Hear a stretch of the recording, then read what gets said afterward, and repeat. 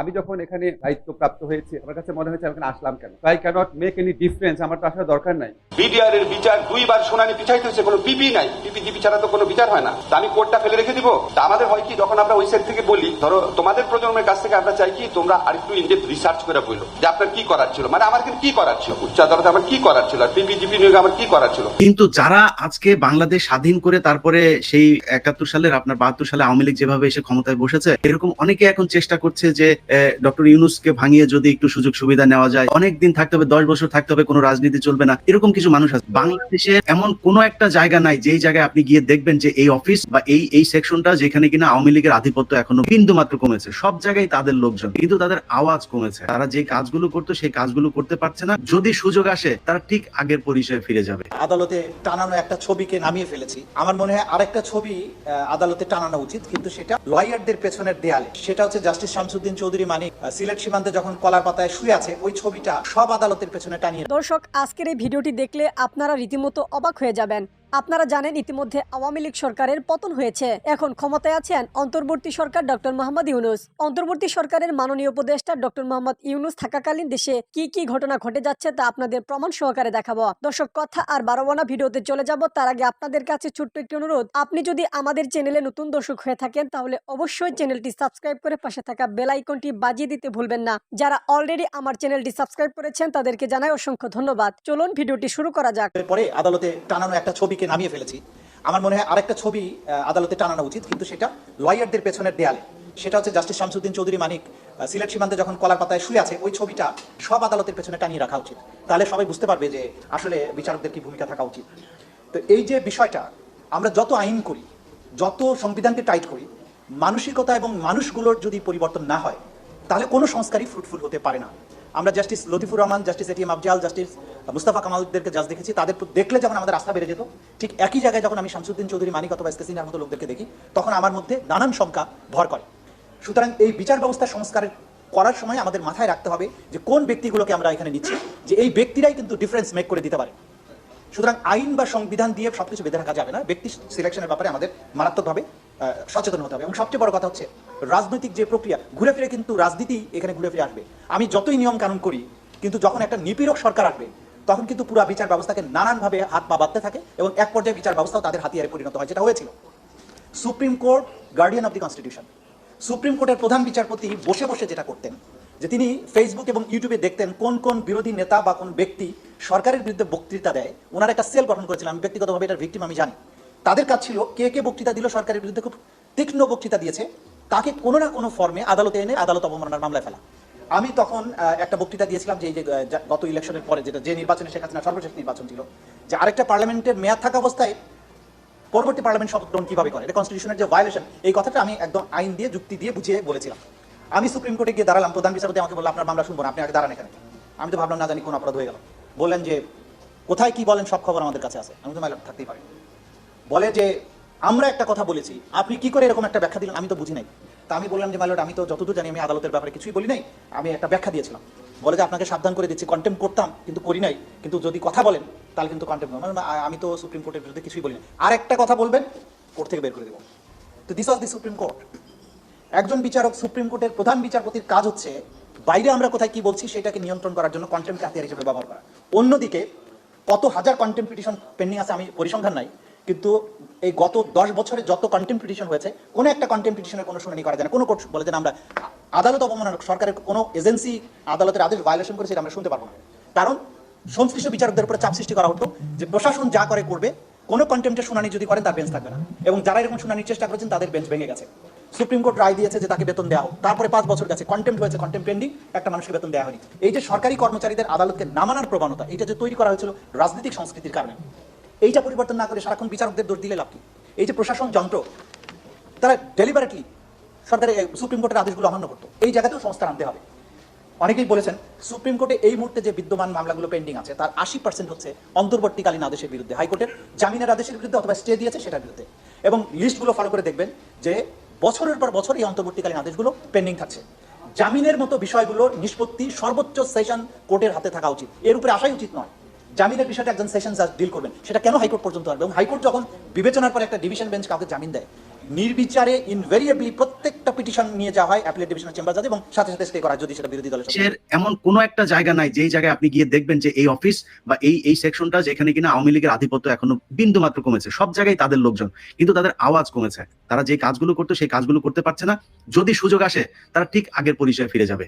তো আমি আমার আলোচনা, এই রাজনৈতিক ভবিষ্যৎটা কি দেখেন, মানে কোন দিকে যাচ্ছে বাংলাদেশ? যদি এরকম চলতে থাকে, এটা যদি এরকম চলতে থাকে, হ্যাঁ আমরা বিজয় এনেছি। ধরেন যারা আজকে বাংলাদেশ স্বাধীন করে তারপরে সেই 71 সালের আপনার 72 সালে আওয়ামী লীগ যেভাবে এসে ক্ষমতায় বসেছে, এরকম অনেকে এখন চেষ্টা করছে যে ডক্টর ইউনূসকে ভাঙিয়ে যদি একটু সুযোগ সুবিধা নেওয়া যায়, অনেক দিন থাকতে হবে, 10 বছর থাকতে হবে, কোনো রাজনীতি চলবে না, এরকম কিছু মানুষ আছে। ডক্টর মোহাম্মদ ইউনূসও কিন্তু কোনোদিন বলে নাই যে সে মানে আজন্মকাল সে ক্ষমতায় থাকবে, অনেকদিন ক্ষমতায়, সেরকম কিছু বলে। সে বলেছে একটা সংস্কার করবে তারপর চলে যাবে তারা। কিন্তু তারা চাচ্ছে এখন সেই মানুষগুলো কি, সেই মানুষগুলোর চিন্তা ভাবনা হচ্ছে কর্নেল তাহেরের মতো, বাংলাদেশকে একটা সেকুলার রাষ্ট্র করতে হবে। ভারত যে প্রেসক্রিপশন দেয় সেই প্রেসক্রিপশন অনুযায়ী অন্য কারোর মাধ্যমে, এটা শেখ হাসিনার মাধ্যমে তো পুরোপুরি করা যায় না, অন্য কারোর মাধ্যমে সেটা করা যাবে, করা সম্ভব। এবং এরা দেখবেন এই যে সামনে পাঠ্যপুস্তক নিয়ে যে আলোচনা আসবে, এই আলোচনায় তারা ভেটো দেবে। জাতীয় সঙ্গীত পরিবর্তন নিয়ে যে কথা হচ্ছে সেটাতেও কিন্তু তারা ভেটো দিচ্ছে এখন। সো এই মানুষগুলোর হাতে যদি এটা থাকে, এরা যদি নাকি মানে আমাদের আলোচনাকে কোনো গুরুত্বই না দেয়, পাত্তাই না দেয়, বা পিনাকিদা বলেন, মাহমুদুর রহমান বলেন, আপনি বলেন, মিনার রশিদ বলেন, মুশফিক ভাই দেশে যাওয়ার পরে হয়তো তাকে একটু পাত্তা দেওয়া হচ্ছে, তিনি এখানে থাকা অবস্থায় কিন্তু তাকে নিয়ে ওইভাবে আলোচনা করা হয় নাই। তো আমরা গেলেও হয়তো এরকম কিছু দৌড়াদৌড়ি দেখা যাবে। তো বেসিক্যালি যারা কিনা এখন এই সিদ্ধান্তগুলো গ্রহণ করছে, তারা যদি এই সিদ্ধান্ত গ্রহণ করতে পারে, প্রথম আলো এবং ডেইলি স্টারের যেই মানে সুশীল মার্কা যে কথাবার্তা তারা তুলে ধরতে চাচ্ছে, সেটা যদি করা সম্ভব হয়, তাহলে বাংলাদেশ একটা সেকুলার রাষ্ট্রের দিকে যাবে আমি মনে করি। এবং এখানে রাজনীতি বলতে রাজনৈতিক দলের হাতে রাজনীতি পট পরিবর্তনের কোনো সুযোগ থাকবে না। তো আমাদের এই সবারই যেটা চাওয়া, এটা কমন চাওয়া, যেটা মানে হয়তো আমাদের অনেকের বিভিন্ন রকমের ফ্রাস্ট্রেশন আছে, তো কমন চাওয়া যেটা, সেটা এক নাম্বার হচ্ছে যে বাংলাদেশের ফ্যাসিবাদ কখনো ফিরে আসবে না, নাম্বার 1। নাম্বার 2, বাংলাদেশ এই স্বৈরশাসন, তীব্র স্বৈরশাসন, আমাদের গণতান্ত্রিক অধিকার হরণ এবং বাংলাদেশকে ইন্ডিয়ার ভেসেল স্টেট বানানোর যে চেষ্টা, এটা শুরু হয়েছে আওয়ামী লীগের হাত ধরে এবং আওয়ামী লীগ এটা করছে। সো আওয়ামী লীগের রাজনীতি যেন বাংলাদেশে আর কখনো দাঁড়াতে না পারে।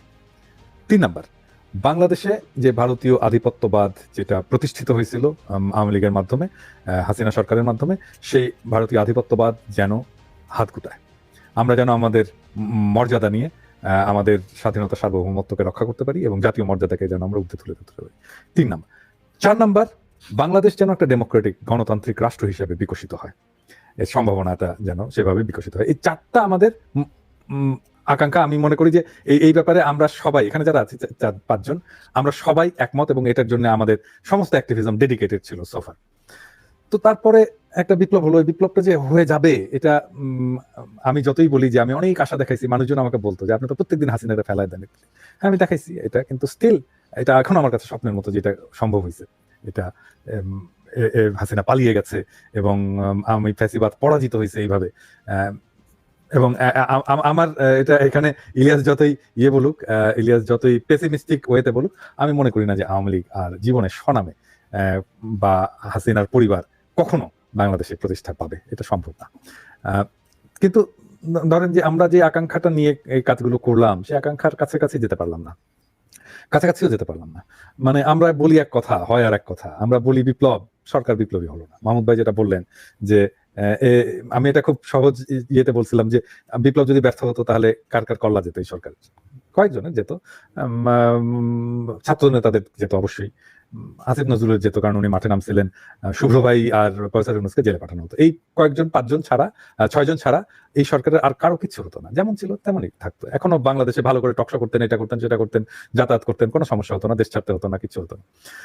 তো তার মানে এই সরকারের যদি হাসিনার থ্রেট বা বিপ্লব ব্যর্থ হলে এদের কারোই কোনো ক্ষতি হতো না। তো সেই জন্য আমি মনে করি যে যারা বিপ্লব ব্যর্থ হলে যাদের কোনো ক্ষতি হতো না, তাদের কি আদৌ এই সরকারে একটা পজিশন নেওয়াটা নৈতিকভাবে সঠিক হয়েছে? উনি যে আসলেন, সরকারে আসলেন, বসলেন, তাহলে এই যে এত রক্তপাত, এত কান্না, এত শ্রু, এইটার প্রতি কি উনি জাস্টিস করতে পারবেন যারা আছেন? আমরা বাদ দিলাম মানে প্রফেসর ইউনূস ডাকছেন অথবা যেভাবে হোক ছাত্র ডাকছে বা কিভাবে হয়েছে আমি জানি না, কিভাবে সিলেকশন হয়েছে আমি জানি না, কিন্তু ওনারা যে আছেন ওনাদের কি উচিত হয়েছে যে এই পজিশনটা নেওয়ার? উচিত হয়নি। নৈতিকভাবে এটা কিন্তু মরালি রাইট না। আবার আরেকটা জিনিস দেখেন, মানে আমি শুধু মরালি রাইটের কথাই বলতে চাই না, আমি আরেকটা জিনিস দেখেন যে কোনো ইনস্টিটিউটের একটা শক্তি থাকে, মানে ধরেন কনক সারার চ্যানেলের একটা শক্তি আছে, ইলিয়াসের চ্যানেলের একটা শক্তি আছে, এটা একটা ইনস্টিটিউট হিসেবে দাঁড়ায় গেছে, তাই না? এত এত সাবস্ক্রাইবার, ইভেন আমার চ্যানেলেরও একটা শক্তি আছে, যে কোনো ইনস্টিটিউটের একটা শক্তি আছে। হ্যাঁ, আমি এটা চ্যানেল দিয়েই বোঝাই। ধরেন কনক, আপনার সাবস্ক্রাইবার কত এখন? এই 9 এর কাছাকাছি, 9 লাখের কাছাকাছি। 9 লাখ সাবস্ক্রাইবার। তো এইটা কিন্তু আপনার চ্যানেলের একটা অর্গানিক একটা শক্তি, মানে কনক সার্ভার বাদ দিলেও আপনার চ্যানেলের একটা অর্গানিক শক্তি হচ্ছে 9 লাখ সাবস্ক্রাইবার আছে, যার কাছে আপনি চ্যানেলে যাই তোলেন না কেন, আপ করেন না কেন, একটা নোটিফিকেশন যাবে, এবং তাদেরকে দেখার জন্য ইউটিউব নিজের তরফ থেকেই তাদেরকে বলবে যে আসো এখানে দেখো, তোমার এই চ্যানেলে নতুন কন্টেন্ট আপ হয়েছে, তাই না? এটা কিন্তু চ্যানেলের একটা অর্গানিক শক্তি। হ্যাঁ, বাট এইটার সাথে কনক সারোয়ার একজন ফিগার হিসেবে তার শক্তিটা যুক্ত হয়ে এই কনক সারোয়ার চ্যানেলের যে ওভারঅল ইনফ্লুয়েন্স সেটা তৈরি হয়, তাই না? আমার চ্যানেলও তাই, ইলিয়াসের চ্যানেলও তাই। তো রাষ্ট্রেরও সেরকম একটা শক্তি থাকে, অর্গানিক শক্তি। রাষ্ট্রের আমলাতন্ত্র থাকে, তার ব্যুরোক্রেসি থাকে, তার প্রশাসন থাকে, তার ইনস্টিটিউট গুলো থাকে, এগুলো সবগুলো মিলেই শক্তি। এটার পাশাপাশি যখন রাষ্ট্রের শাসক বা রাষ্ট্রের নেতার শক্তিটা যুক্ত হয়, তখন তার ওভারঅল ইনফ্লুয়েন্সটা তৈরি হয়। হয় এত বড় একটা গণহত্যার পরে যেভাবে দেশটা শুরু হওয়ার দরকার ছিল, তার আমি কয়েকটা পয়েন্ট যদি কনক ভাই বলি। 1 নম্বর, পরের দিনই যেটা দরকার ছিল, আমি বিশ্বাস করতে পারি না, কালকে আমাকে একজন একটা ভয়েস মেল পাঠিয়েছে একজনের মাধ্যমে, সেই ব্যক্তিকে বলেছে আমাকে যেন সেটা পাঠায়। সিলেটে একজন আহত ছাত্র, তার হসপিটালে চিকিৎসার অভাবে তাকে বের করে দিয়েছে, তার চিকিৎসার টাকা নাই। এই পর্যন্ত যতজন মানুষ মারা গিয়েছে তাদের পরিবারকে আমি মনে করি একটা রাষ্ট্রের কাছে 200 কোটি 500 কোটি টাকা বাজেট কোনো ব্যাপার না। এই পরিবারগুলোকে কি আপনার মানে লামসাম না যে 2 লাখ 5 লাখ, এটা না, এটা কিছু না, এটা দিয়ে তার 2 মাস বাসার বাজারে খরচ হবে না। অন্তত কম পক্ষে কোটি টাকা তাদেরকে একটা দিতে হবে, যে এই টাকাটা তাদের পরিবারকে দেয়া হলো।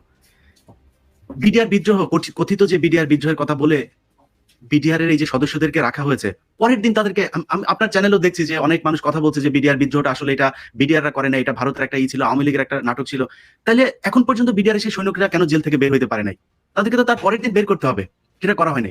ঠিক 4 তারিখে 5 তারিখের আগেও 3-4 দিন আগেও আপনি যখন কিনা এই 19 জুলাই যখন কিনা গণহত্যাটা করা হলো, তারপরে প্রথম কিন্তু শেখ হাসিনা আপনার একটা তৈরি করতে চেয়েছিল, প্লট তৈরি করতে চেয়েছিল, এবং সেটাতে নেতৃত্ব দিয়েছে ব্যবসায়ীরা। তাদের সাথে একটা মিটিং হলো, সেই মিটিং এর ভেতরে ব্যবসায়ীরা যেভাবে নগ্নভাবে শেখ হাসিনাকে সমর্থন করেছে, যে তারা এই সরকারের সব পর্যায়ে গিয়ে তারা সরকারের পাশে থাকতে চায়, সেই ব্যবসায়ীদেরকে আমি মনে করি সব কয়টাকে ধরে জেলখানায় ঢুকানো দরকার ছিল। যদি তাদের বিরুদ্ধে সেটা নাও হয়, তাদের কাছ থেকে টাকা নিয়ে যে এক একটা কোম্পানিকে ধরে দিতে হবে যে তুমি 10 কোটি টাকা দিবা, তুমি 10 কোটি টাকা দিবা, প্রতিটা পরিবারকে তাদের টাকা। কারণ তাদের এই শেখ হাসিনার পিছনে তারা থাকবে, এটা বলার কারণেই শেখ হাসিনা সাহস পেয়েছে আবার ফের 3 তারিখ 4 তারিখ 2 তারিখে এই গণহত্যাগুলো চালানো। অতএব তাদেরকে করতে হবে। বাংলাদেশ সেনাবাহিনীতে যাদেরকে গত 15 বছরে বহিষ্কার করা হয়েছে, স্বেচ্ছা অবসরে যেতে বাধ্য করা হয়েছে, গুম করা হয়েছিল বিভিন্ন জায়গায়, তাদের যদি দর্শক, সম্পূর্ণ ভিডিওটি দেখলেন, আশা করি বিষয়টি বুঝতে পেরেছেন। এই নিয়ে আপনার গুরুত্বপূর্ণ মন্তব্যটি অবশ্যই কমেন্ট বক্সে জানিয়ে দিবেন। ধন্যবাদ।